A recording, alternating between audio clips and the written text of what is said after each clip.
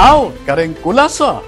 Sinayan niya in kick-off para king 2026 Grand Alumni Homecoming King St. Scholastica's Academy o SSA Pampanga.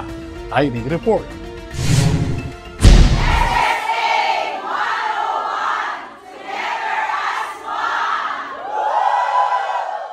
Formal neng pesinayan ng St. Scholastica's Academy o SSA Pampanga in kick-off para king 2026 Grand Alumni Homecoming ang mikitemang Pop Culture Fusion king pamanimuna ng Silver Jubilarians Batch 2001. Bilang pamanaglus king 101st anniversary ning eskwela, nilatag na lang ning batch 2001. King pamanimuna ning chairperson Catherine Manaloto, reng programang manuglong, kareng niyayaliwang henerasyon na reng kulasa. Bida keti ing bayong website www.kulasa2001.com para king alumni registration, ticket sales at event updates.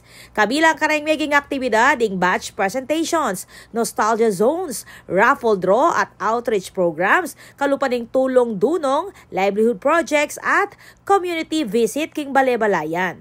Parti ning aktibidad ing mawa signing, ticket selling at ceremonial social media blast bilang opisyal na umpisa ning kampanya. May kisan metong king kick-off reng Jubilarians iba't king batches 1976 hanggang 2001. Kaya bereng mestra ating SSA Alumni Association Board. May pagkanaka ng Sister Mary Jean Mananzan, OSB, ing diwa ning Scholastican Formation. Ing pamanalakaran para king katarungan at pamagbayo ning komunidad.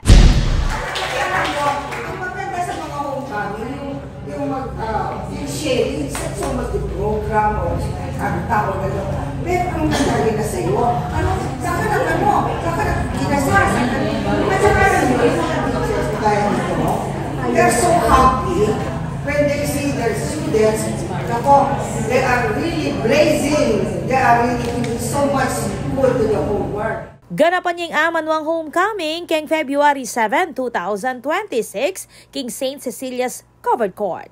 Ako po, Patricia Mamangon para King News Force Pampanga. Balitang tutuking Balen, susuyo.